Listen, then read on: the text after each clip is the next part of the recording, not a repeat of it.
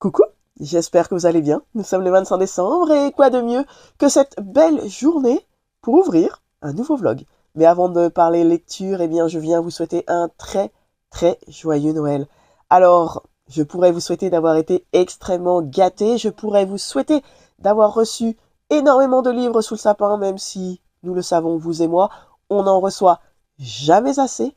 Mais ce que je vais vous souhaiter surtout, c'est d'avoir reçu suffisamment d'amour qui vient venir vous réchauffer le cœur, vous remplir intensément votre cœur et votre âme pour être prêt dans une semaine à aborder l'année 2026 parce que chaque page sera à écrire. Je vous souhaite bien évidemment d'avoir été entouré de vos proches ou parfois peut-être d'inconnus.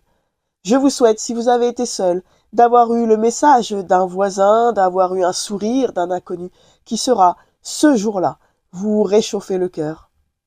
Alors, je vous souhaite toutes les plus belles choses du monde, mais surtout que la magie de Noël, que tout l'amour que vous aurez reçu de votre famille de sang ou de famille de cœur, d'amis, voire même d'inconnus, viennent suffisamment réchauffer votre cœur et votre âme, parce que 2026 se doit d'être extraordinaire. Et pour cela, rien de mieux que de commencer avec de l'amour à profusion. Voilà tout ce que je vous souhaite pour ce Noël, mais il nous reste quand même encore une semaine de 2025 avant de commencer le décompte et d'écrire les pages du nouveau livre dont le titre s'intitule 2026 sera magique. C'est parti, nous allons maintenant parler lecture. Alors, je l'avais annoncé à la fin de mon vlog précédent, cette semaine va être un petit peu particulière, tout simplement parce qu'en suivant le compte d'Héloïse, je vous mentionnerai son compte ici, Hello the Jungle, elle nous proposait de nous lancer dans un challenge 7 jours, 7 livres, avec le but de diminuer notre palle. Je n'en dirai pas plus. Oui, on va diminuer la palle, mais il se pourrait qu'avec les fêtes, les pales en aient pris un sacré coup et qu'on va essayer d'équilibrer un petit peu tout ça, même si on le sait, ce sera très difficile. Alors j'ai fait le choix d'avoir un thème pour ce challenge qui sera les mangas et les webtoons. Mais tout d'abord, quelle est la différence entre les deux? Je vous l'explique tout de suite. Les mangas sont d'origine japonaise, écrits sur un papier un petit peu rêche, principalement en noir et blanc, et ils ont été immédiatement édités par leur auteur et illustrateur. À l'inverse, des webtoons qui ont un format différent, qui eux sont en couleur, mais ils sont d'origine de Corée du Sud. Leur publication d'origine et Internet, et ensuite ils ont été édités au format papier. Un papier plutôt brillant, glacé, très agréable à découvrir. L'un comme l'autre, nous embarque dans des aventures, mais attention au sens de lecture, puisque les mangas ont un sens de lecture très particulier. Ils sont à l'inverse de notre sens de lecture classique, à l'inverse des webtoons qui, eux, sont dans le sens de lecture totalement classique d'un livre classique. Voilà un petit peu la différence et je dois bien vous avouer que je les découvre autant l'un que l'autre parce que j'ai commencé à lire des mangas il y a un petit peu plus d'un an. C'était le défi que je m'étais lancé, un défi que je compte bien continuer à relever au cours de cette prochaine année. Alors que ce soit sur ma page Instagram ou que ce soit sur YouTube dans mes vlogs précédents, je vous ai déjà présenté certains mangas et même un webtoon. Parmi les derniers en date, je vous ai présenté celui-ci en manga qui s'intitule Minuscule où nous allons suivre le quotidien de ces deux jeunes femmes qui font 9 cm de haut, qui voyagent à dos de scarabée et qui font des rencontres toutes plus extraordinaires les unes que les autres. J'avais beaucoup aimé l'histoire. C'est une saga que je vais continuer au cours de cette année. Et alors, les illustrations, je les trouvais toutes pépites. Je vais vous en montrer certaines qui ne vont absolument pas spoiler. Elles étaient vraiment incroyables. Est-ce que je vais en trouver une autre qui ne vous orientera pas sur l'histoire. Regardez là, mais trop mignonne. Trop mignonne. J'avais beaucoup aimé l'histoire et alors vraiment très immersive. C'était une chouette lecture que je vous recommande. Autre manga que je peux vous recommander, c'était celui-ci, L'Atelier des Fées, où nous allons être dans le monde de la couture avec cette rencontre extraordinaire entre cette jeune femme couturière et une petite fée qui a bien des secrets. Et là également, j'avais beaucoup aimé les illustrations. Et alors, le trait, elle est magnifique, la jeune femme. Vraiment, moi, je la trouve tellement belle. Et toutes les illustrations étaient trop chouettes. Et puis alors, lorsqu'on commence un chapitre, on est dans une élégance. Vraiment. Pareil, je ne peux que vous la recommander. C'était une très chouette lecture. Et cette fois, nous allons parler d'un webtoon pour lequel j'avais partagé mon avis sur Instagram. Il s'agit du tome 1, du tome 2 et du tome 3 qui s'intitule Les secrets des Wilson, une trilogie que j'avais également beaucoup aimé, bien qu'il y ait un tout petit mais, et je vais vous dire quoi tout de suite, juste après vous avoir partagé la 4e de couverture. Suivez le jeu de piste qui vous mènera jusqu'à l'héritage. Liam Wilson était connu comme l'un des plus riches promoteurs immobiliers de son époque. Pour Anna, il était avant tout un grand-père aimant qui lui envoyait à chaque anniversaire un livre. À sa mort, elle découvre qu'elle est son unique héritière grâce à des énigmes qu'elle seule peut résoudre. Ce jeu de piste va déterrer des secrets familiaux enfouis depuis de nombreuses années. Alors déjà, je vous montre. Hop, voilà, nous sommes donc dans le sens de lecture, cette fois classique. Alors voilà, là vous le voyez, on est sur un papier glacé. Nous sommes donc bien et bien dans un webtoon. Voilà, je vous montre un petit peu les illustrations. Alors, c'est un webtoon que j'avais beaucoup aimé cette trilogie. J'avais bien aimé également dans ce récit qu'on avait une double temporalité, un passé-présent, mais le petit mais vient là par moment.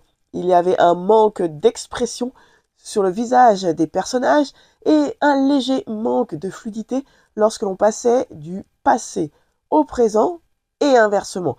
Il m'est arrivé 2 ou 3 fois dans le récit de revenir en arrière et de me dire « Ah oui, on a changé cette fois de temporalité ». Sinon, c'était vraiment une très chouette lecture. La preuve en est, j'avais fait mon retour donc sur les 3 tomes.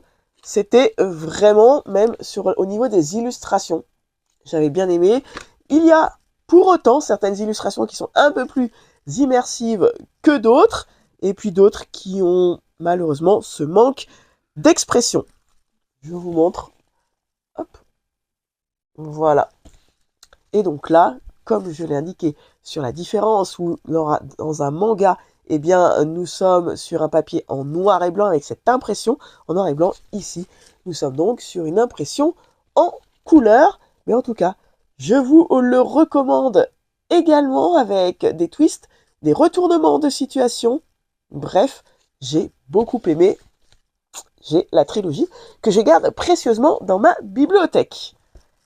C'est parti, le challenge 7 jours, 7 livres, donc organisé par Héloïse, a débuté en réalité le 24 décembre. Je n'ai pas pris la caméra hier, tout simplement, parce que nous avons eu à la maison une invitée très indésirable, la grippe.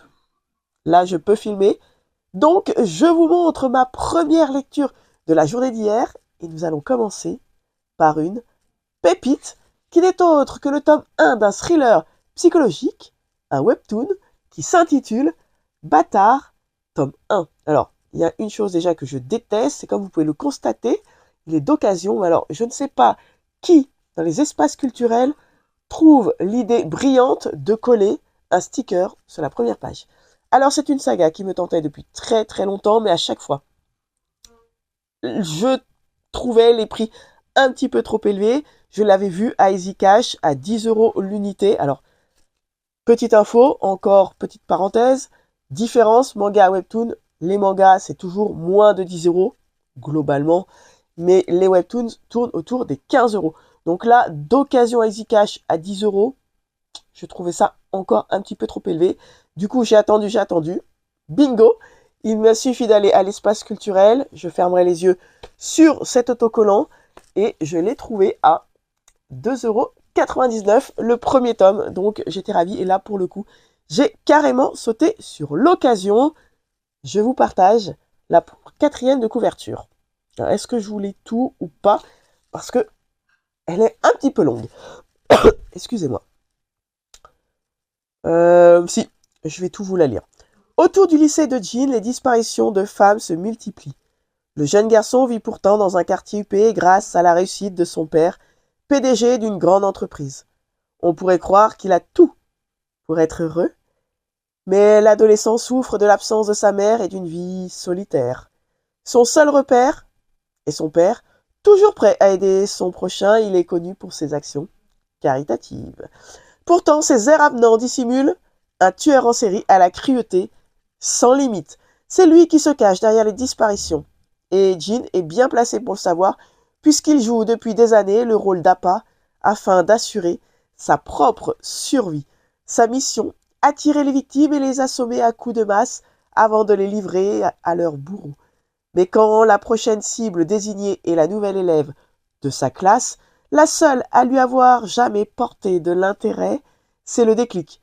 Pour la première fois, il décide de se rebeller. Qui sortira vivant de cet implacable duel père et fils? Plongé dans un thriller psychologique sans concession, de page en page, le suspense se fait toujours plus haletant au fil d'une intrigue déroulée de main de maître. Et là, je vous dis, pépite!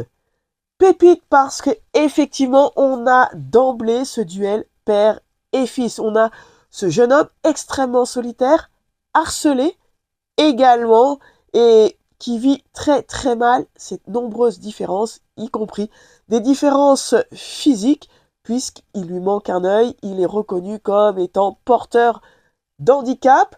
Il y a cette histoire d'œil, il a une valve au cœur, il se sent lui-même très différent et les autres ne manquent pas de lui souligner cette différence avec des surnoms tous plus abominables les uns que les autres. Il est harcelé par des élèves qui se considèrent plus forts, mais nul ne sait le secret qu'il cache, et vous l'aurez compris, le secret qu'il cache, c'est d'avoir un père qui, sous des airs bienveillants, avec toutes ses nombreuses œuvres caritatives, toujours présent pour les autres, n'est autre qu'un meurtrier en série. Et effectivement, il se sert de son fils, non seulement comme appât, mais je dirais même plus loin, comme complice de ses méfaits. Dans ce récit d'emblée, il y a une dimension psychologique auquel je ne m'attendais absolument pas, tellement c'est bien retranscrit. Tout est noir, tout est sombre dans ce récit, et mais alors tellement addictif et tellement passionnant. Il y a par moments une double temporalité qui va nous faire replonger il y a quelque temps, puisqu'il y a des secrets dans le passé de ce jeune garçon, en tout cas des choses dont il ne se souvient même pas.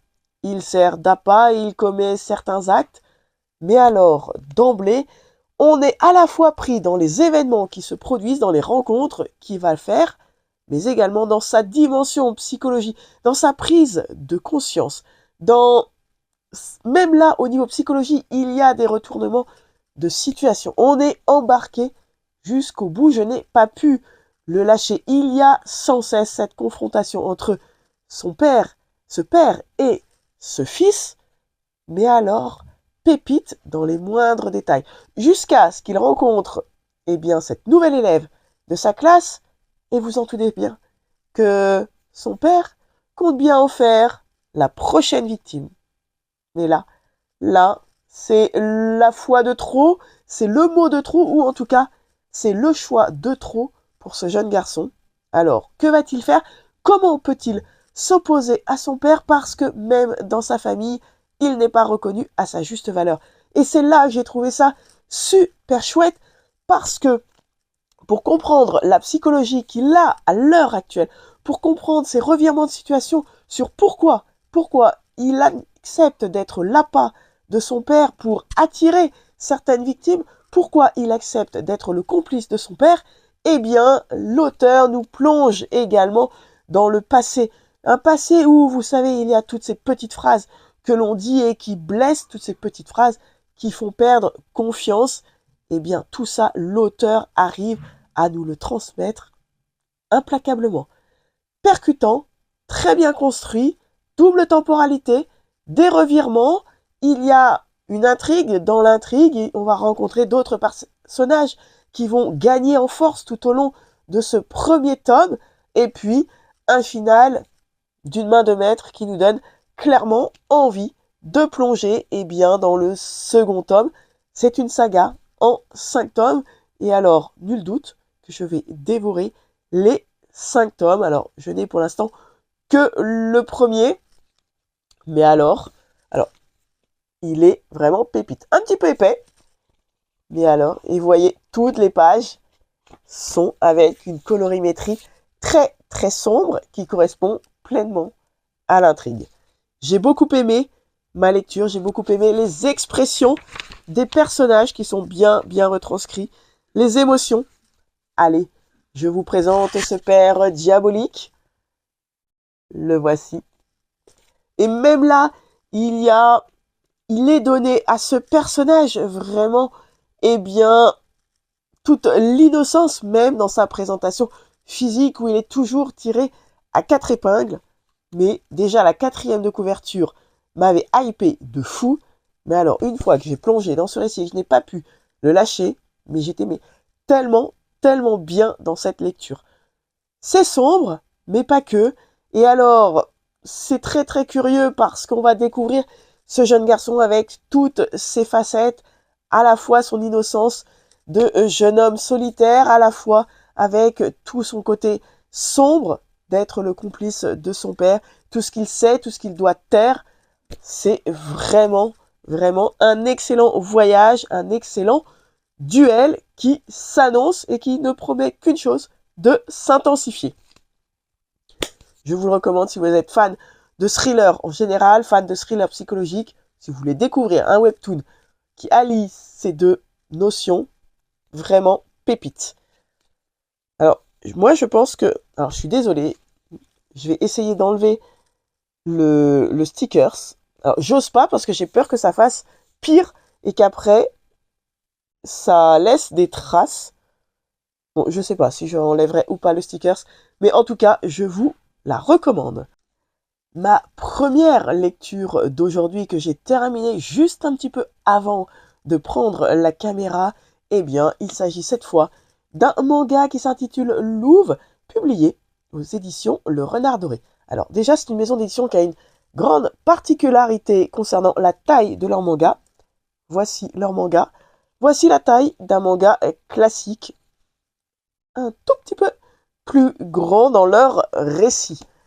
Dans ce récit, je vous partage la 4e de couverture.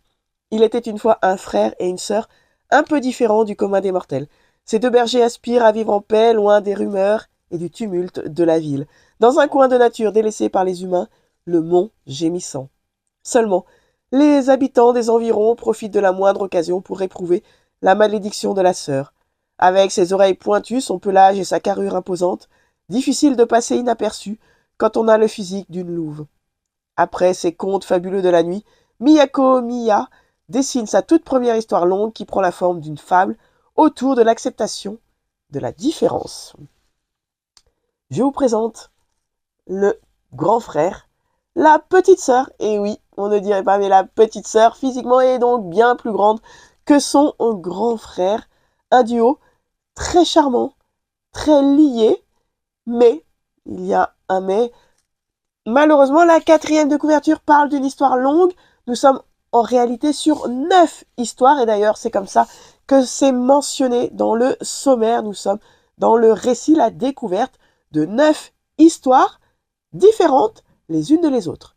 J'ai plus envie même de dire, nous sommes pas seulement dans 9 histoires, mais dans 9 rencontres. Nous allons suivre ces deux personnages dans 9 rencontres très différentes les unes de les autres. Je m'attendais avec cette 4e de couverture d'avoir vraiment une histoire, une intrigue qui allait me tenir en haleine de A à Z.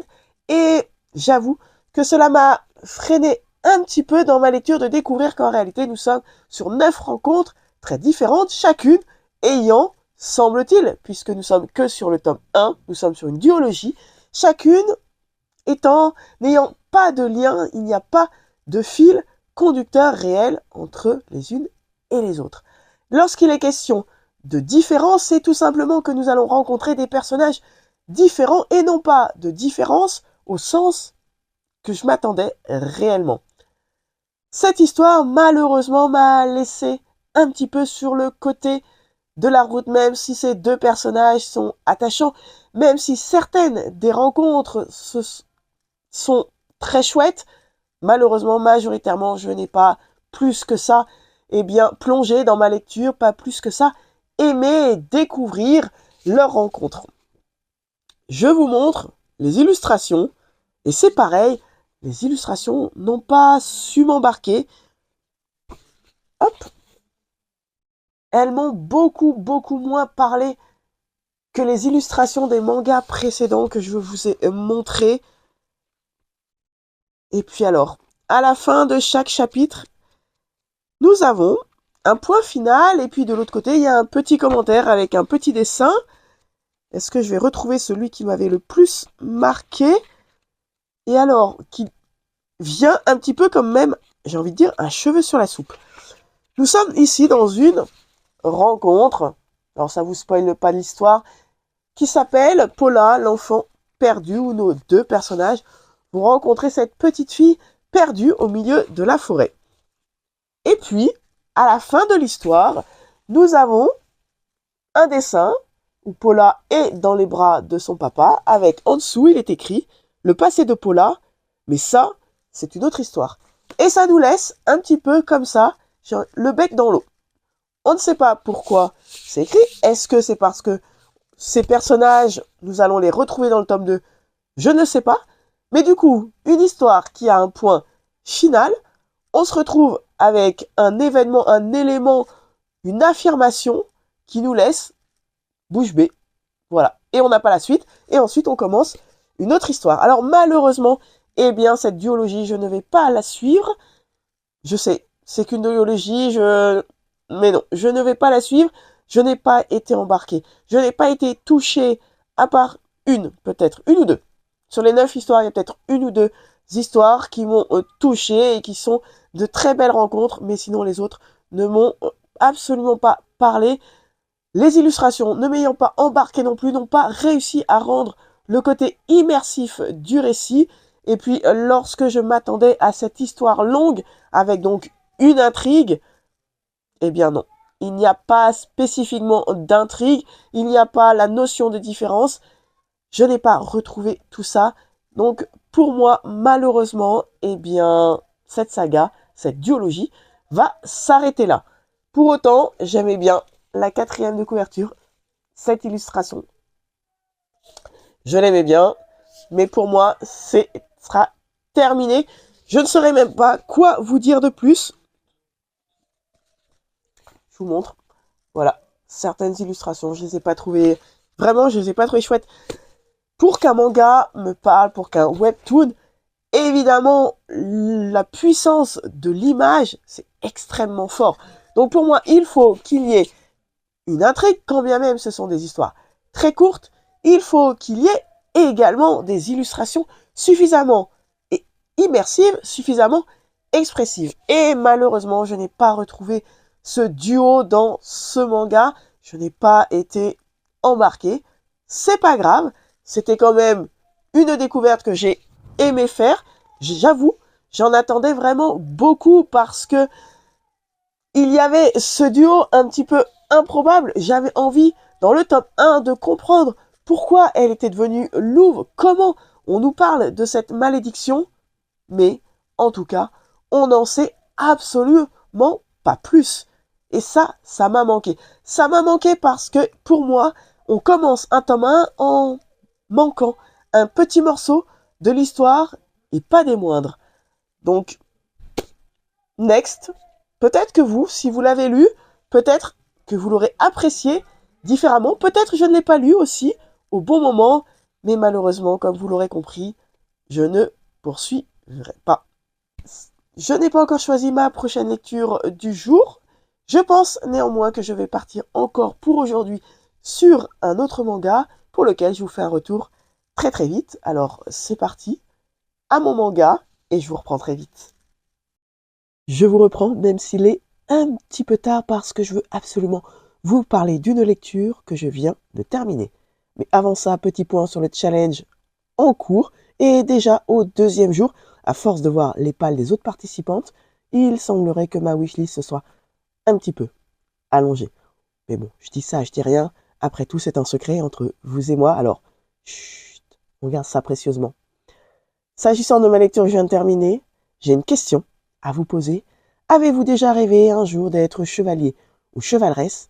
Parce que si ce n'est pas le cas, sachez que Rosa, elle attend ce moment avec impatience. Le manga que je veux vous partager ce soir, et celui-ci, il s'intitule La naissance d'une chevaleresse, le premier tome d'une trilogie. Je vous montre la 4e de couverture, parce que j'aime vraiment beaucoup cette couverture. Et alors, pépite en plus, si on enlève la jaquette, eh bien, nous avons d'un côté cette présentation qui reprend le titre et puis un motif. Mais alors, de ce côté-ci, eh bien, nous avons tout un plan de la forteresse de Claustra. Nous avons donc l'hippodrome estival, les champs des hauts-blés, nous avons le village protégé, le chemin des bienheureux, le pont, la forêt des biches. Bref, de quoi se repérer un petit peu plus et d'être un petit peu plus encore en immersion avec Rosa. C'est parti, je vous partage la 4e de couverture. Je ne le céderai à personne. Je deviendrai un puissant chevalier. Rosa Scalae, une fille de bonne famille, se rend à Claustra, la célèbre et prestigieuse forteresse cadenassée, pour devenir chevalier, et ainsi revenir chez elle à Scalae, la forteresse escalier. Pourtant, à son arrivée, elle se voit confier de petites besognes comme le service ou l'entretien des chevaux. Malgré son désir de s'entraîner à l'épée, elle comprend que les différentes tâches imposées sont faites pour acquérir le savoir, les usages et le protocole qui font un bon chevalier. Le chemin vers l'adoubement n'est pas aussi incroyable que je l'avais imaginé. Voici l'histoire d'une apprentie chevaleresse forcée de dissimuler son genre qui accumule de l'expérience au fil de ses rencontres sincères et de ses expériences. Comment vous dire que c'est un petit coup de cœur? Dans ce récit, on va rencontrer cette jeune fille tellement attachante, déterminée, courageuse, motivée, passionnée. C'est un petit régal. Une lecture à la fois ludique, mais aussi pédagogique. Vraiment, j'ai passé un excellent moment. Alors, ce ne sera pas un suspense que de vous dire que je continuerai cette trilogie. Dans ce premier tome, on va donc rencontrer Rosa, on va découvrir ses premiers pas au sein de la forteresse, ses premières rencontres, mais surtout, on découvre très vite dans ses échanges avec les autres personnes qui vont l'entourer, plus âgées qu'elle, qu'en réalité, elle n'avoue pas qu'elle est une fille. Armée de détermination, elle va enchaîner tout ce qui va faire d'elle, tout ce qui va lui permettre d'apprendre les usages et puis coutumes de cette forteresse cadenassée.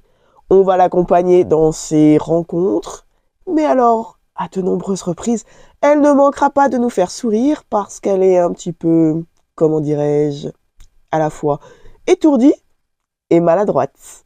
Alors, on l'accompagne et on découvre très vite qu'il semblerait qu'elle n'ait pas vraiment les épaules, en tout cas sur le papier, pour devenir un jour chevaleresse, tout simplement parce qu'elle n'en a pas la carrure et pas la force. Néanmoins, au fil de ses rencontres, de ses expériences, de son apprentissage, on découvre qu'elle peut être une aide très précieuse. Dans ce récit, armé vraiment à la fois de bienveillance, de courage, beaucoup d'amitié, eh bien, on se prend nous aussi d'amitié pour ce personnage et pour d'autres personnages secondaires. Tout à l'heure, je disais que ce récit était aussi ludique, passionnant, mais aussi un petit côté pédagogique parce qu'en réalité, l'auteur nous invite à découvrir la vie d'un château, la vie des chevaliers avec des informations très importantes et très réelles, notamment comment ils élaboraient, comment ils construisaient leurs bougies, comment ils vivaient, comment ils partageaient leurs repas, la naissance, la création de leurs boucliers, et ainsi de suite. Beaucoup d'informations qui rendent ce récit vraiment très passionnant, très instructif. Et alors, qu'est-ce que j'ai aimé la découvrir parce qu'en fait, elle est incroyablement humaine. Comme je le disais, elle a ses forces et ses faiblesses, ce qui la rend un petit peu comme moi, tout simplement très humaine, très accessible. On n'est pas sur une héroïne un petit peu badass qui réussit tout ce qu'elle touche, mais alors surtout, elle est tout aussi incroyable parce qu'elle a un très très grand cœur. Et alors, elle ne cesse d'être entourée, elle ne cesse d'avoir envie d'apprendre. Et alors ça, tout au long du récit, eh bien, l'auteur nous amène en immersion dans tout ce qu'elle a à vivre de passionnant et d'enrichissant. Très immersif, on la suit également dans ses émotions parce que comme je viens de vous le dire, elle est obligée de cacher pour l'instant qu'elle est une fille, un secret qui devient de plus en plus lourd à porter parce que, eh bien, elle grandit mais son corps évolue également. Alors, c'est un secret. Combien de temps elle pourra encore le garder? Ça, j'ai vraiment très hâte de le découvrir dans les prochains tomes. Et oui, parce que j'ai hâte de me les procurer pour continuer cette aventure, pour continuer à découvrir. Va-t-elle, oui ou non, réussir son pari? Va-t-elle réussir un jour devenir ce qu'elle attend depuis si longtemps, chevaleresse, et puis retourner chez elle puisque tel est son souhait? Alors, un excellent moment de lecture, accessible vraiment pour tout le monde. Il y a cette intrigue concernant la révélation de son genre, concernant sa réussite ou pas, concernant eh bien, ses liens avec les personnes qui l'entourent. Donc il y a aussi tout ce fil conducteur qui va venir se tisser autour de cette intrigue principale qui est de devenir chevaleresse. Vraiment pépite, petit coup de cœur pour assurément que vous aussi, vous puissiez passer un excellent moment de lecture. Je vous recommande ce tome 1 et puis j'ai déjà hâte eh bien, d'avoir en ma possession le tome 2 et le tome 3 parce que je ne m'arrêterai pas au tome 2. Je veux vraiment aller au bout de cette saga. Une saga donc en 3 tomes. Alors, petite parenthèse, et ça j'aime beaucoup, au dos des mangas, lorsque c'est mentionné, comme c'est le cas juste ici, en combien de tomes, eh bien, la saga se compose. Et là, c'est marqué en 3 tomes. Donc, c'est une petite trilogie qui se lit quand même rapidement, puisqu'ici, nous avons... Est-ce qu'on a le nombre de pages? Alors, je n'ai pas le nombre de pages, mais je vais vous montrer. Vous voyez, je pense, un manga classique, il n'est pas hyper épais. Je vais vous montrer certaines des illustrations qui sont très expressives, qui sont vraiment très très chouettes, très immersives aussi. Mais en tout cas, tout comme l'histoire, tout comme l'intrigue, tout comme la narration et également les dialogues, eh bien, les illustrations ont réussi à m'embarquer dans tout ce récit. Est-ce que je vous ai montré la 4e de couverture, qui est tout aussi belle que la première? Voilà, j'ai été embarqué, tout simplement, et c'est pour ça que ce soir, je voulais vous faire un petit détour face caméra pour vous parler de cette lecture. Je vous en parle à chaud, comme ça, tellement j'ai aimé. Alors, si vous avez l'opportunité ou l'envie, n'hésitez pas à sauter dessus. Vraiment un petit bonbon. Je ne sais pas quelle sera ma lecture pour la journée de demain, mes lectures, parce que, comme vous le constatez, un manga se lit probablement un petit peu plus vite que certains romans, en tout cas qu'un roman de 300, 400 ou 500 pages, bien évidemment. Donc demain, ma prochaine lecture, manga ou webtoon, je vous réserve la surprise. Et en attendant, je vous retrouve un petit peu plus tard. Allez. Oh oh! Il semblerait que je n'ai vraiment pas envie de vous quitter ce soir, mais je vous rassure, c'est pour la bonne cause. Tout à l'heure, je vous présentais des mangas qui apparaissaient dans des vlogs précédents, mais j'ai omis de vous présenter 2 mangas pour lesquels j'avais déjà émis des avis sur Instagram. Et il y a de ça quelques mois, 2 mangas qui, nul doute, intéresseront les fans du genre, ou en tout cas, les fans du dessin animé. Un dessin animé qui est mon préféré de tous les temps. Il s'agit de La Belle et la Bête. Alors déjà, regardez la beauté de la couverture. Une double couverture qui s'allie parfaitement. Vous l'aurez compris, nous avons ici le destin de Belle, ici le destin de la Bête. Nous allons revivre version manga, et bien leur histoire avec, dans chaque tome, leur ressenti, leur point de vue. Tout est vu à travers les yeux de l'un ou de l'autre. Vraiment très très bien reproduit, version manga, avec des illustrations que j'avais beaucoup aimées. Je vous en montre certaines. Ah, l'éternelle rose, magnifique. Mais alors, vraiment incroyable. Nous sommes ici dans le prologue. Alors, il y a certaines figures que l'on ne voit pas dans le dessin animé, notamment dans le manga, avec cette représentation du prince un petit peu différent. Je vous le présente quand même. Le voici. Alors, c'est dans le prologue, donc je ne vous spoil pas. Et vous connaissez très certainement déjà l'histoire. Mais alors, ce que j'ai aimé vraiment énormément, c'est qu'à la fin, eh bien, l'auteur nous invite à découvrir ses croquis pour tenter de rester fidèle au dessin animé, tout en ayant ce côté manga dans les expressions, dans les visages et dans, on peut ainsi dire, les choses comme ça, les différentes gestuelles. Est-ce que je peux vous montrer magnifique, le trait, le repère de la bête, tel qu'il est représenté ici. Oh, et là, gros coup de cœur, bien évidemment, pour Big Ben. Voilà, vraiment des mangas, si vous êtes fan du genre, si vous êtes fan de La Belle et la Bête, si vous avez juste envie de découvrir, c'était vraiment très très chouette avec des illustrations vraiment magnifiques. Je vais vous montrer du côté de Belle. Hop, je vous présente donc ici Belle. Et puis nous avons également à la fin, eh bien, les croquis. Encore une fois, toutes les reprises qu'a fait l'auteur pour vraiment mettre sous la forme d'un manga les expressions du visage.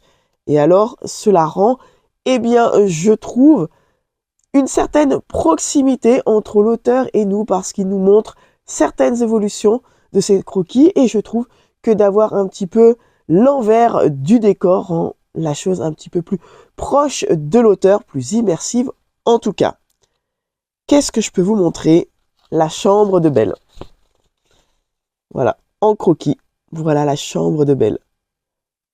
En tout cas, j'avais beaucoup aimé. Alors moi, j'avais découvert ce manga au plus grand des hasards. C'était Le Destin de Belle que j'avais découvert en premier à une braderie, me semble aussi, à la braderie d'Emmaüs.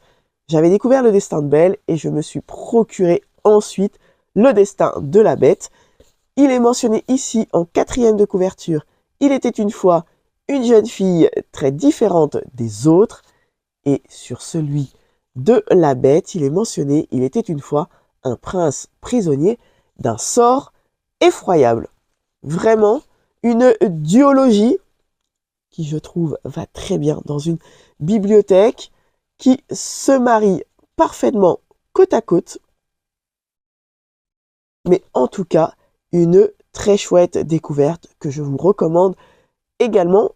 Je l'ai déjà lu, donc là, je ne vais pas m'y replonger dans le cadre du challenge. Mais si jamais vous êtes fan, eh bien, n'hésitez pas à découvrir si vous avez l'occasion ou si vous connaissez quelqu'un qui est fan des mangas, qui est fan des Disney.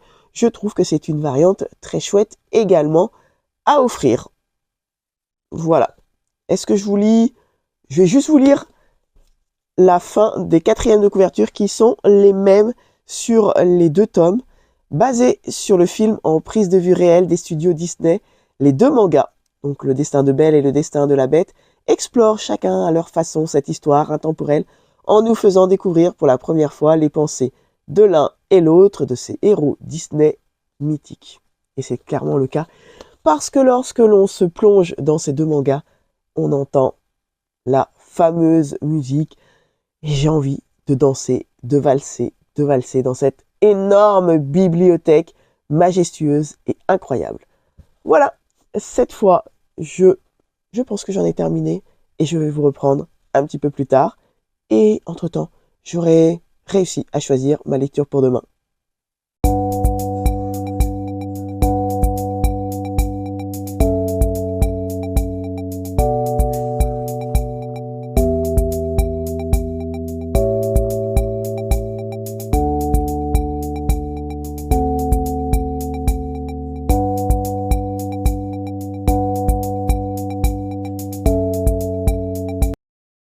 Coucou, nous sommes samedi 27 décembre, il est presque 14h30 et ici, le temps est pitoyable, un temps très clairement qui annonce la couleur de l'après-midi, plaid, chocolat chaud et bonne lecture. Alors nous sommes toujours dans le challenge que nous partageons ensemble, le spécial Webtoon Manga, 7 jours, 7 livres et plus.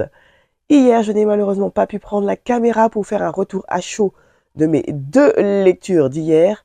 J'ai pu en faire 2 autres ensuite pour en terminer une il y a un peu plus d'1 heure maintenant. Alors c'est pas grave parce que nous allons partager tout de suite, ni plus ni moins que 4 avis lecture. Alors pour que ce soit plus simple, je vais le faire tout simplement dans l'ordre de mes lectures.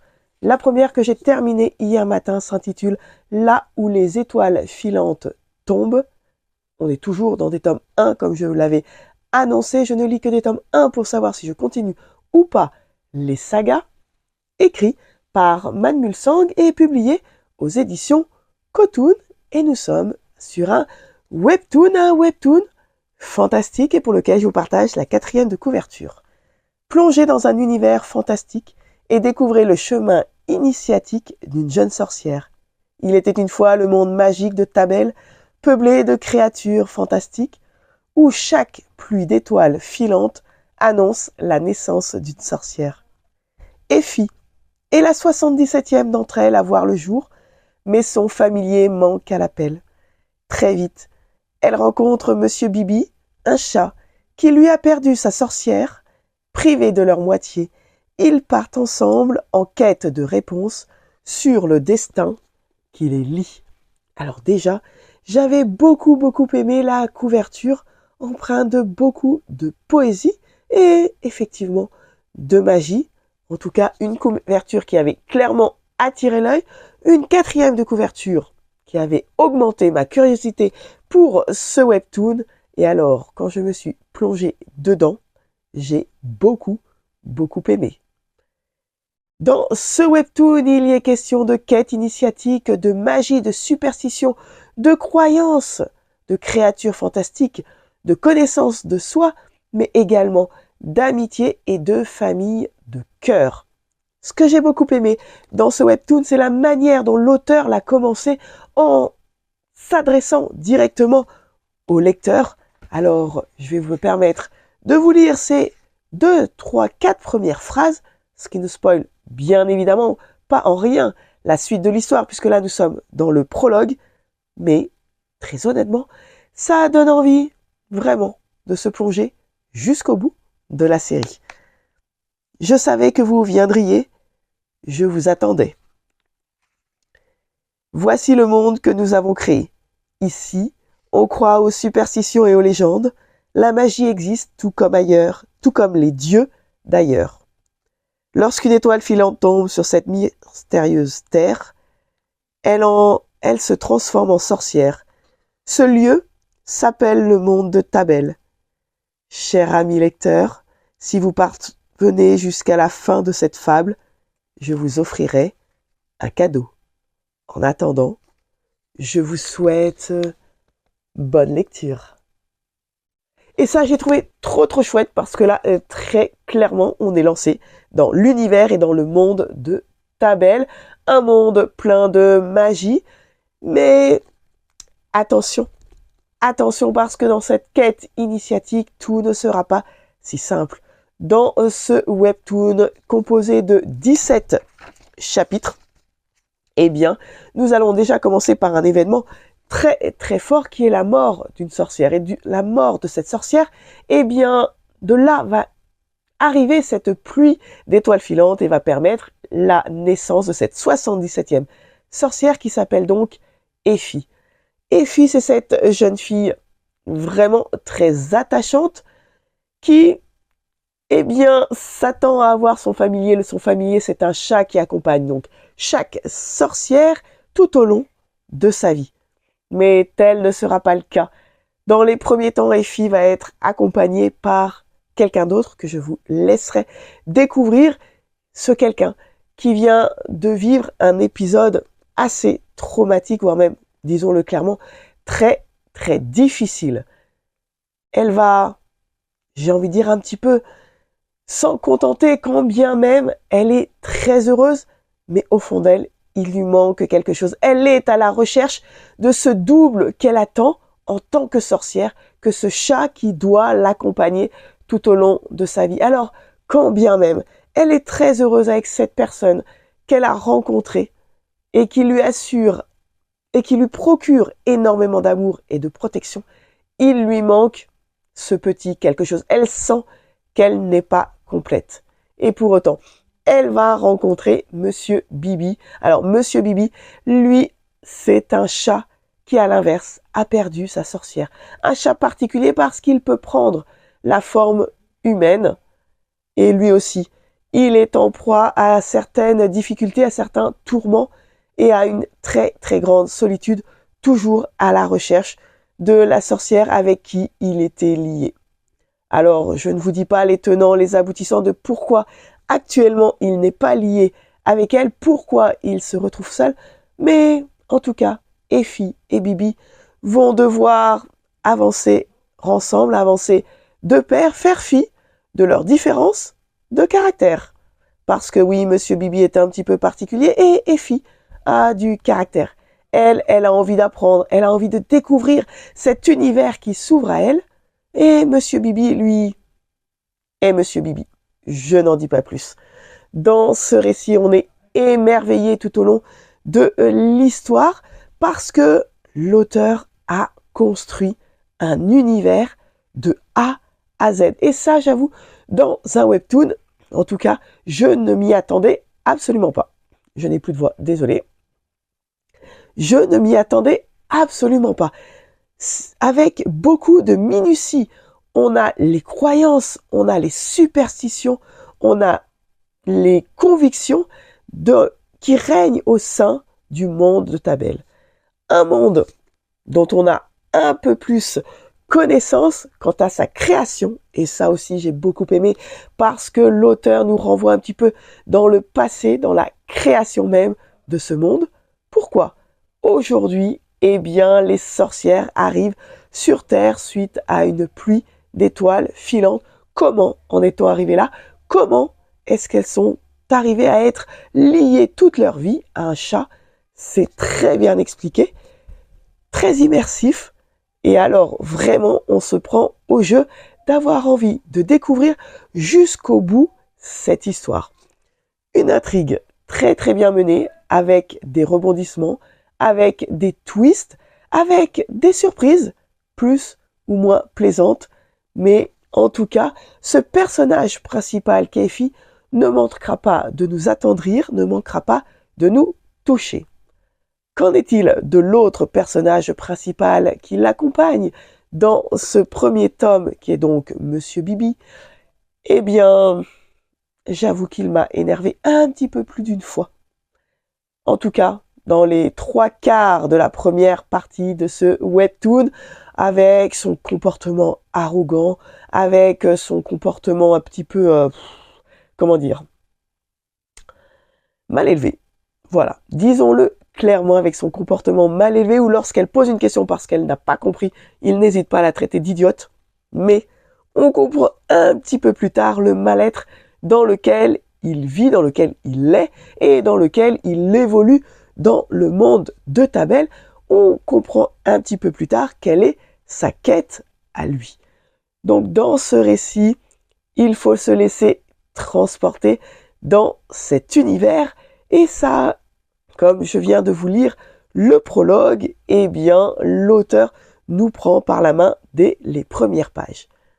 Petit bémol va concerner l'impression des pages. Il y a certaines illustrations que j'ai moins aimées. Alors, globalement, les illustrations sont chouettes, mais je trouve que le choix d'avoir imprimé le webtoon, non sur un papier glacé, mais sur un papier, j'ai envie de dire, lambda, eh bien, ne fait pas honneur à certaines illustrations. De plus, il y a un côté très flou à certaines illustrations. Alors, il y a deux sortes de flou dans les illustrations. Celles qui sont choisies parce qu'elles mettent en premier plan soit des personnages, soit un événement, soit des émotions. Et alors à ce moment-là, le second plan est flou et ça, c'est OK. Mais lorsque toute l'illustration a un côté flou, j'avoue ne pas avoir compris l'idée. Voilà, par exemple, alors, je ne sais pas si ça ressortira vraiment très très bien. Mais alors, j'avoue que malheureusement, eh bien, ça ne fait pas honneur à l'illustration. Ici, cette illustration est vraiment, en réalité, magnifique. En tout cas, elle devrait l'être. Mais alors, ce n'est pas le cas. J'ai trouvé ça dommage. J'ai trouvé ce choix vraiment regrettable. C'est un webtoon qui fait, je vais vous dire ça, plus de 390 pages. Ce qui fait qu'on a vraiment le temps de rester dans l'univers, de comprendre son mode de fonctionnement également, et puis d'accompagner dans les différents événements ces personnages, parce que qui dit quête initiatique dit aussi risque de tomber dans les ténèbres. Je n'en dis pas plus, si ce n'est je rajoute une petite chose que j'ai également beaucoup aimé dans son webtoon, mais qui est à la fin, c'est qu'il y a un croquis avec, enfin un dessin, une illustration, pardon, avec le monde de Tabel, très exactement. Des explications. Alors, je fais exprès pour pas que vous voyez trop et pour pas être spoilé, mais avec des explications sur les deux mondes, en réalité, et les personnages qui les composent, qui et où. Et puis, alors, je l'avais dit dans un précédent rush, concernant notamment le manga La Belle et la Bête, dans lequel j'avais admiré les croquis et je trouvais que ça ne faisait passer, l'auteur nous invitait à passer vraiment de l'autre côté, pas être simplement un lecteur et voir l'envers du décor. Et bien là, on replonge également où l'auteur nous partage certaines de ses esquisses. Regardez la beauté de certains personnages. Ce personnage est juste magnifique. Alors, à la question, est-ce que je vais suivre cette aventure? Oui, je vais la suivre. J'ai passé un bon moment de lecture. C'est pas un coup de cœur parce que je n'ai pas aimé le personnage de Monsieur Bibi pendant beaucoup trop longtemps. Du coup, à chaque fois qu'il intervenait, je soupirais un petit peu ou je l'avais laissé au ciel jusqu'à ce que je comprenne, comme je l'ai dit, un petit peu ce qu'il vivait. Je n'ai pas aimé le choix du papier. Je n'ai pas aimé certaines représentations, le côté flou de certaines illustrations également. Néanmoins, c'est une très très chouette lecture, très chouette quête initiatique. Il y a d'autres thèmes qui sont abordés. Moi, j'ai beaucoup aimé me plonger dans ce monde et chapeau bas pour l'univers tel qu'il a été créé avec précision, minutie, pour permettre au lecteur une immersion totale dans le monde de Tabel. Donc, je vous le recommande et je me procurerai le tome 2. C'est parti, maintenant je vous partage la deuxième lecture que j'ai terminée hier. Vous ne le savez peut-être pas, mais j'aime les livres qui parlent de livres. Alors lorsque j'ai vu ce manga, j'avais très envie de le découvrir. Ce manga s'intitule La petite faiseuse de livres, écrit par Miya Kazuki et illustré par Suzuka. Je vous partage sa 4e de couverture. Une étudiante bibliovore se réincarne en petite fille dans un monde caractérisé par l'illettrisme et où l'imprimerie semble n'avoir pas encore été réinventée. Mais pour celle qui est morte écrasée par sa bibliothèque, les livres sont vitaux. Il n'y a qu'une seule solution. S'il n'y en a pas, elle va les fabriquer. Une biblio-fantaisie pour les amoureux des livres par des amoureux des livres. Bienvenue dans ce manga qui m'a fait passer un excellent, mais vraiment excellent moment de lecture, qui n'a pas manqué de me faire sourire, et puis alors qui n'a pas manqué de me réchauffer le cœur, un petit bonbon, parce j'ai tellement aimé accompagner cette jeune fille. Pourquoi je parle d'une jeune fille? Parce que d'emblée dans ce manga, nous allons découvrir une jeune femme qui, à cause d'un séisme, va mourir sous la tonne de livres qui composent sa bibliothèque. Enfin, mourir? Pas vraiment, puisque elle va être réincarnée en cette jeune fille. Une réincarnation pas des moindres surprenantes, pas des moindres atypiques, puisque elle va se découvrir dans un nouveau monde, dans une nouvelle famille, mais surtout dans un univers totalement inconnu, loin des livres et loin de la culture qu'elle aime tant.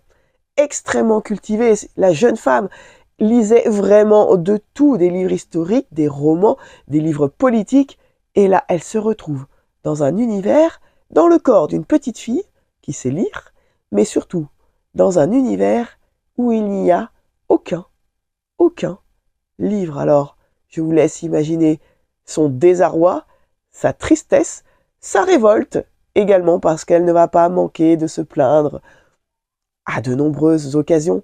Mais alors, à chaque fois qu'elle va réclamer un livre qui pourrait lui faire sortir de son désarroi et sortir du fait qu'elle se soit réincarnée, qu'elle soit obligée d'apprendre de nouvelles règles, de nouveaux codes, puisque notamment elle est dans une nouvelle famille, et peut-être à une autre époque, mais elle ne sait pas encore ce qui l'attend exactement, et ni à quelle époque elle est réellement.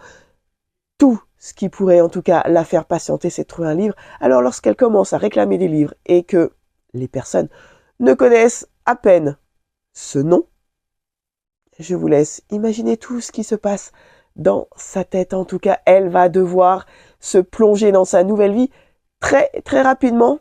Une vie qui ne va pas être sur pause parce que, elle a beaucoup de choses à accomplir. Et vous l'aurez compris dans la 4e de couverture, elle va prendre la décision, puisqu'il n'y a pas de livre, tout simplement d'en créer.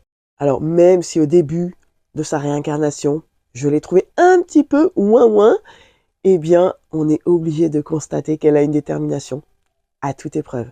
Et alors, pourquoi ce manga fait assurément passer un bon moment de lecture? Certes, parce qu'il parle de livres, mais surtout parce que tous les personnages sont extrêmement attachants. La famille au sein de laquelle elle évolue maintenant sont très, très attachants. Elle a une petite sœur, vraiment toute pleine d'innocence, de vitalité, qui est incroyable, et elle a des parents avec un papa qui a une mission très particulière au sein de la ville où elle grandit dorénavant. Ce que j'ai aimé également, c'est que l'auteur nous propose de nous tenir par la main et d'être un peu plus en immersion dans le manga, en nous invitant en tout début à découvrir le plan d'Erenfest, la ville dans laquelle maintenant elle évolue, et puis un plan de sa maison, ce qui nous permet de nous projeter un petit peu plus. Je vous montre la jeune femme qu'elle était avant le séisme. La voilà, vous voyez, au milieu de ses livres. Et puis je vais vous montrer une illustration. Alors, est-ce que je vais en trouver une avec toute la famille, juste pour vous la présenter, pour vous donner une petite idée, voilà, du trait des illustrations. Nous avons le papa, la maman, sa petite sœur et cette jeune femme qui vient donc de se réincarner. Voilà une très, très, très chouette lecture que je vous recommande. c'est parti pour la lecture suivante et attention, parce que cette fois on va parler d'un coup de cœur, un webtoon qui s'intitule Moon et Hiro, écrit par Wonzanji, publié aux éditions Yam Yam, la maison d'édition Milan. Je vous partage la 4e de couverture. Je te ramènerai à la mer, je te le promets. Moon mène une vie paisible sur l'île de Sanga, jusqu'au jour où elle rencontre Hiro, une créature blessée échouée sur la plage. La fillette vient immédiatement à son secours et c'est le début d'une singulière amitié. Mais convoitée par des chasseurs et trop affaiblie, pour regagner la mer, Hiro est en danger.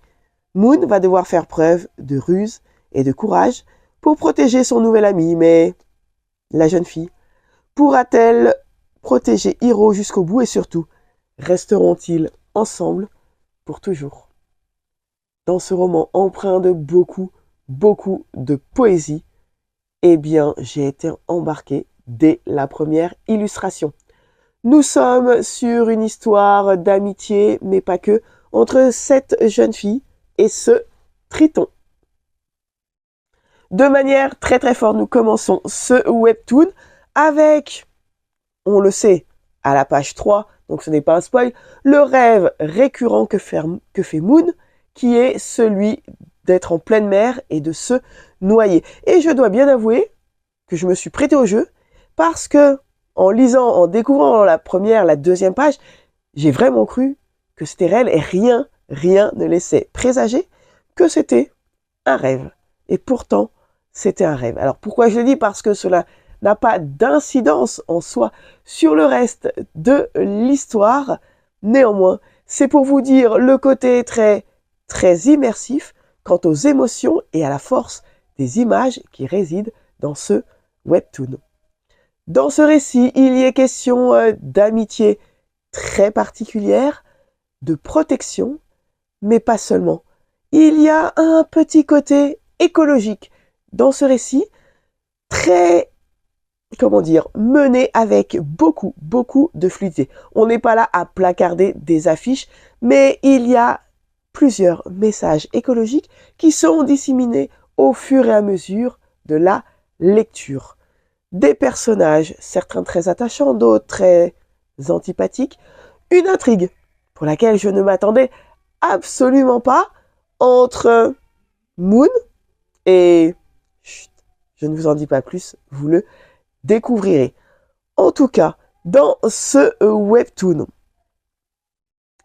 la force de l'amitié est juste incroyable. Tout repose sur les épaules de cette jeune fille et alors on est embarqué jusqu'à la fin. Est-ce que je vais continuer? Ce ne sera pas un suspense que de vous dire que oui, bien évidemment, je vais continuer ce webtoon parce que, eh bien, la force de l'intrigue qui se cache derrière la douceur de cette illustration, eh bien, promet, plus d'un rebondissement. Oui, je ne peux pas vous en dire plus pour ne rien vous dévoiler. Néanmoins, je crois qu'on va aller de surprise en surprise. En tout cas, il y a du beau, il y a un message écologique, il y a des illustrations que j'ai soyons honnêtes, que j'ai toutes aimées sans exception. Mais qu'est-ce que j'ai aimé cette petite fille? Qu'est-ce que j'ai aimé Moon? Elle est tellement touchante, tellement sincère, tellement vraie, tellement authentique qu'on ne peut qu'être attendri, qu'on a juste une envie, c'est de se plonger dans le webtoon, mais au cœur de l'histoire, au cœur de l'illustration elle-même pour l'aider et tenter, nous aussi, de protéger ce triton. Il est question d'amitié, mais il est question aussi de famille, de cœur. Tout est bien construit. En fait, c'est ce que j'ai aimé. Il y a tellement d'authenticité et de sincérité dans ce webtoon, y compris dans les amitiés, dans la création d'une famille de cœur, dans les liens que Moon a avec à la fois le triton, mais également avec les personnes qui l'entourent, que j'ai été emballé. Vraiment. Et puis alors, le message, comme je le disais, écologique, qui vient avec beaucoup de finesse, nous rappeler certaines choses, nous dire, ah oui, peut-être que. Eh bien, moi, je dis que ce webtoon est pépite et c'est pour ça que ça a été un véritable, véritable coup de cœur. Est-ce que je vous présente un petit peu mieux? Regardez le petit triton. Mais même le triton est juste incroyable. Les caractères sont incroyables, les émotions sont transmises, qu'elles soient positives ou négatives. D'ailleurs, je n'en dis pas plus, mais tout est tellement sincère, tout est tellement vrai, y compris quand Moon est mécontente parce que oui, ça arrive. Tout n'est pas rose, tout n'est pas couleur pastel dans ce webtoon, mais alors, un très très bon moment de lecture. Ce webtoon fait, est-ce que j'ai le nombre de pages? 215 pages. Voilà. Et là, parce que...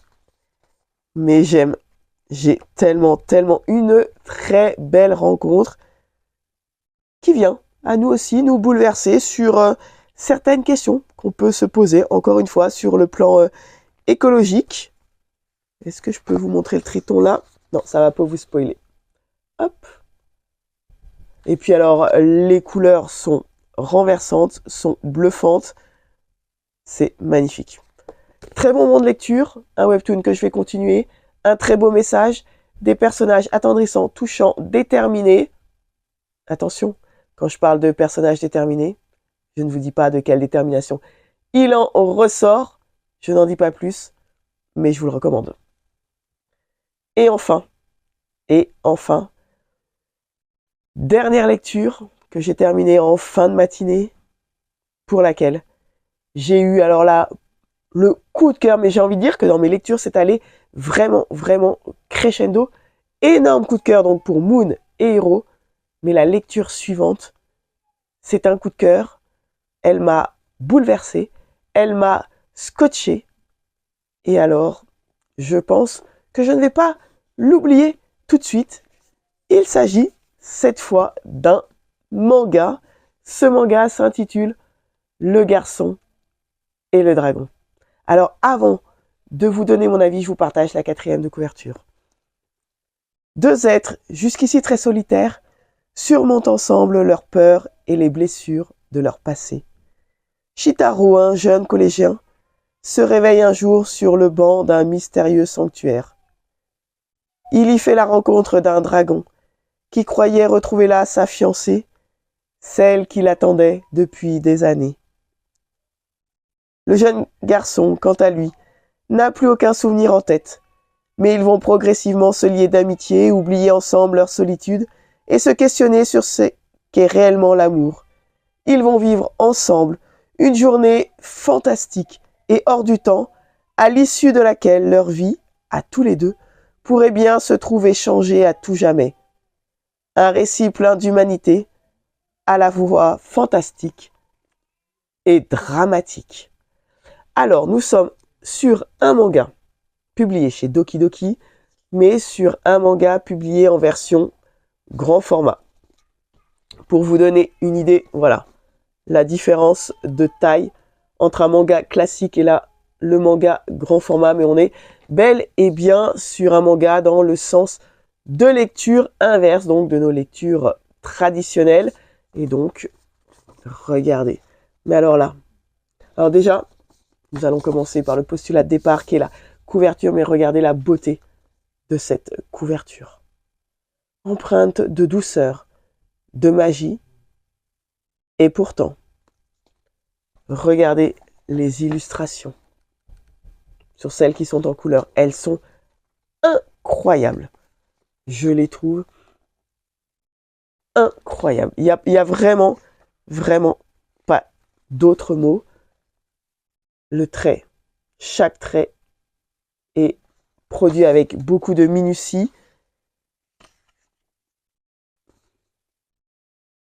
Regardez la beauté. J'ai été emballé par chaque illustration. Mais qu'en est-il de l'histoire de ce garçon solitaire, de sa rencontre avec le dragon? On va vivre cette journée avec eux. Ce jeune garçon qui va se réveiller face à ce dragon aura oublié une partie de sa vie. La seule chose qu'il constate, c'est qu'il est blessé, qu'il a une blessure à l'œil, une blessure au niveau des côtes. Voilà, seule constatation. Et il va vivre cette journée étrange avec ce dragon. Un dragon qui lui est marqué par des siècles et des siècles de solitude. Il rêvait, on lui avait promis un jour de lui présenter celle qui lui sera sa fiancée. Il l'attend toujours. Deux âmes en pleine tourmente, deux personnes marquées par la solitude et qui vont vivre ensemble une journée inoubliable.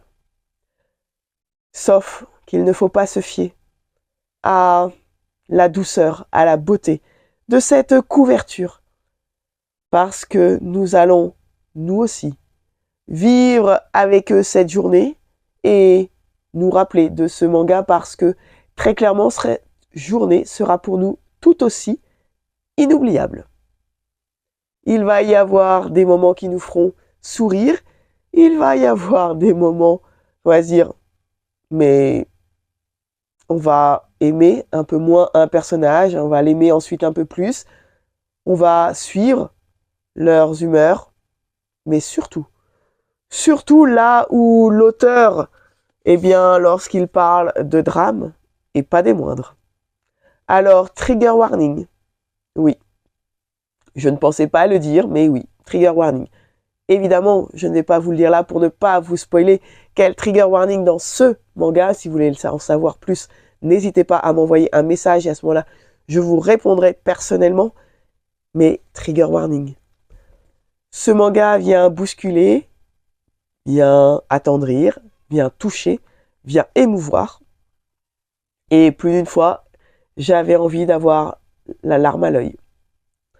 Ce manga est poignant et bouleversant. Il y est question d'amitié, il y est question d'ego, il y est question d'espérance, il y est question de drame, il y est question de difficulté, il y est question de colère et bien d'autres thèmes. Pour ne pas spoiler, encore une fois, je ne dis pas l'étendue des thèmes qui vont concerner nos deux principaux protagonistes et pas que. Ce manga, il est mentionné que c'est l'histoire complète. Donc, je ne sais pas si avant, il y avait une publication en un ou deux, enfin, 2 tomes, je ne le sais pas. Mais alors, ce manga m'a renversé le cœur. Renversé le cœur parce que les illustrations sont extrêmement immersives. Parce que le texte qui les accompagne accentue ce côté. Mais surtout, parce qu'on se prend d'amitié et d'amour pour nos deux protagonistes. À la fois, ce jeune garçon en quête de son identité, comme je l'ai dit, lorsqu'il fait cette rencontre avec ce dragon, pour des raisons, je vous laisserai découvrir comment il le rencontre réellement, mais il ne se souvient pas concrètement de ce qui s'est passé un petit peu avant. Et puis pareil, on se prend d'amitié pour ce dragon à qui on a fait certaines promesses qui n'ont jamais été tenues pour ces siècles de solitude. Alors il y est question de beau et de nettement moins beau. Il y est question de noirceur de l'âme humaine, mais il y est question de très très belle amitié également. Ce manga vient toucher un petit peu toutes les émotions dont nous pouvons traverser. Il y est question de tellement de choses. Mais alors, avec ces illustrations tellement immersives, plus d'une fois, on a le cœur qui se retourne. Qui se retourne pour du beau et encore une fois, je le reprécise, pour du moins beau. Mais quand je vous dis du moins beau, c'est du nettement moins beau. Et avec les illustrations qui vont avec. Et pourtant, ce manga, eh bien, est un réel coup de cœur. Il est incroyablement bien mené. Comme je vous dis, l'auteur a réussi vraiment à allier toutes les émotions à l'intérieur de ce manga. Une journée incroyable pour nos deux protagonistes nous fait passer un moment de lecture exceptionnel. Et ce, jusqu'à la fin. J'ai été embarquée, j'ai été surprise, et c'est ça aussi. Ça m'a surpris entre la douceur de l'illustration et ce qui se passe dans ce récit. Ça a été juste waouh, mon cœur a fait waouh. Voilà, ni plus ni moins. Je vous recommande plus que jamais ce manga qui est pépite, vous l'aurez compris. Alors, oui, c'est un one-shot, l'histoire est complète, mais alors, quelle lecture! Quelle lecture! Une lecture, même si c'est un manga grand format, du coup, les illustrations sont plus grandes que les illustrations forcément que l'on trouve sur un manga petit format. Donc, il paraît peut-être impressionnant en termes de pages, mais il se dévore littéralement. Vraiment. Regardez les illustrations couleurs. Je les trouve incroyables. Tout est beau dans ce manga. Tout est beau, même dans la noirceur de l'âme humaine. Même sur la couverture, il y a encore des illustrations et du texte. Tout est bien fait. L'intrigue est bien menée. Elle est rythmée. Il y a des rebondissements. Il y a des twists. Enfin, tout est vraiment mené pour nous tenir en haleine, pour rendre ce récit addictif. Et je ne pensais jamais que dans un manga, un jour, je pourrais dire qu'il était addictif, qui m'a tenu en haleine. Et pourtant, là, ce manga a réussi ce pari. Très bien construit de A à Z. Une évolution personnelle, des quêtes personnelles, un monde fantastique. Tout y est. Tout y est dans ce manga. Je ne peux rien dire de plus. Je vous le recommande. Pépite de chez Pépite. Voilà. Je ne peux rien dire de plus. Il m'a vraiment, vraiment touché le cœur. Voilà. Voilà ce qu'il en est de mes lectures. Et vous savez quoi? Je pense qu'on va clôturer le vlog du challenge, première partie, ici. Il y a beaucoup de recommandations. J'ai peur que le vlog soit beaucoup trop long. Donc, nous allons tout simplement dire que ce vlog correspond à la première partie du challenge. 7 jours, 7 livres et plus, vous l'aurez compris.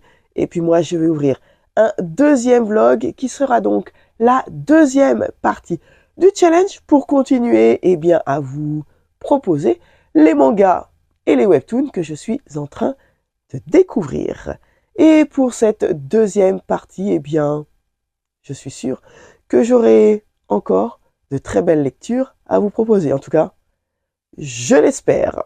Je ne sais pas lesquelles je vais choisir, mais vous l'aurez compris également, je ne manque pas de tout vous partager ce que j'aime et ce que j'aime un petit peu moins. En tout cas, sur cette première partie de challenge, un grand merci à Héloïse de l'avoir organisé. Un grand merci pour tout ce qu'elle a réussi à faire, c'est-à-dire organiser le challenge, réunir cette team, et puis tout simplement nous donner envie d'oser nous lancer dans ce dernier défi, dernier challenge pour clôturer l'année 2025. Merci à toi, Héloïse, pour cela.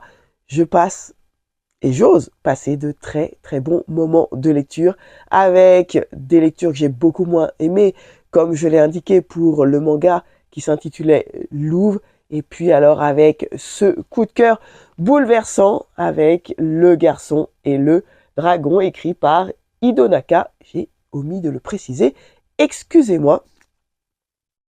Est-ce que je vous ai montré des illustrations en noir et blanc? Allez, vraiment parce que j'ai aimé, je vous montre le dragon. Voilà. Bref, j'arrête avec ce manga, mais je pourrais vous en parler pendant tellement longtemps, tellement j'ai aimé. Donc voilà pour cette première partie de challenge. Je clôture le vlog ici pour en ouvrir un très vite, peut-être même ce soir. Mais chut. En attendant, je file faire le montage pour que dès ce soir, vous puissiez regarder ce vlog, voir mes recommandations lecture. Et puis, je vous retrouve dans la deuxième partie de vlog. À très vite. En attendant, je vous souhaite de passer de très très belles lectures, de découvrir de très très belles choses, de passer de bons moments, mais surtout, n'oubliez pas, prenez soin de vous. Allez, à très vite dans la deuxième partie du vlog.